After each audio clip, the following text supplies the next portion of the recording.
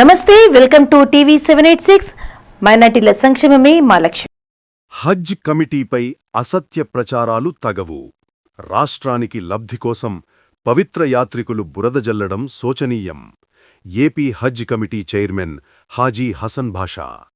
ముస్లిం మైనారిటీల సంక్షేమం కోసం అహర్నిశలు కృషి చేస్తున్న గౌరవ ముఖ్యమంత్రి వర్యులు శ్రీ నారా చంద్రబాబు నాయుడు గారిపై మరియు హజ్ కమిటీపై కొందరు రాజకీయ శక్తులు చేస్తున్న అసత్య ప్రచారాలను ఏపీ హజ్ కమిటీ తీవ్రంగా ఖండిస్తోంది. రాజకీయ ప్రయోజనాల కోసం పవిత్రమైన హజ్ యాత్రను వివాదాల్లోకి నెట్టడం దురదృష్టకరం.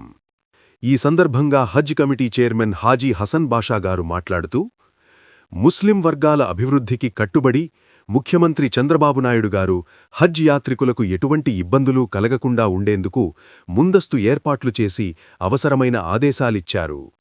రికార్డు స్థాయిలో యాత్రికుల పంపిణీ. గతంలో ఎన్నడూ లేని విధంగా ఆంధ్రప్రదేశ్ నుండి అత్యధిక సంఖ్యలో ముస్లిం సోదరులు పవిత్ర మక్కా వెళ్లేందుకు ప్రభుత్వం అన్ని రకాల సదుపాయాలు కల్పిస్తోంది. దీని వెనుక ముఖ్యమంత్రిగారి విశేష కృషి, పట్టుదల ఉన్నాయి. మైనారిటీ శాఖ మంత్రిగారి సహకారం. గౌరవ మైనారిటీ సంక్షేమ శాఖామాత్యులు జనాబ్ ఎన్ఎండి ఫరూక్ గారు హజ్ కమిటీ పనితీరును నిరంతరం పర్యవేక్షిస్తూ నిధుల విడుదల మరియు యాత్రికుల భద్రతా విషయాల్లో అందిస్తున్న సహకారం అభినందనీయం. కుటుంబ సభ్యులతో పాటు యాత్రికుల భద్రత.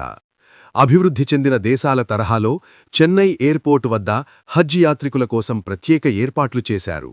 కుటుంబ సభ్యులతో కలిసి యాత్రికులు సౌకర్యంగా ప్రయాణం చేయడానికి అన్ని విధాలా సహకారమందిస్తున్నారు. హజ్ యాత్రలో రాష్ట్రం ముందంజలో. హజ్ యాత్రను రాజకీయ ప్రయోజనాల కోసం ఉపయోగించకుండా పవిత్ర యాత్రగా భావిస్తూ ప్రభుత్వం అందిస్తున్న సదుపాయాలు అభినందనీయం. ఈ సేవలో ప్రభుత్వంతో పాటు అధికారులు కూడా అంకితభావంతో పనిచేస్తున్నారు. ఏపీ హజ్ కమిటీ ఎప్పుడూ యాత్రికుల క్షేమమే ధ్యేయంగా పనిచేస్తుందని, ముఖ్యమంత్రిగారి ఆశయాలకు అనుగుణంగా మైనారిటీల అభివృద్ధికి కట్టుబడి ఉంటుందని ఈ సందర్భంగా స్పష్టం చేస్తున్నారు. ఏపీ హజ్ కమిటీ చైర్మన్ హాజీ హసన్ భాషా వెల్లడించారు.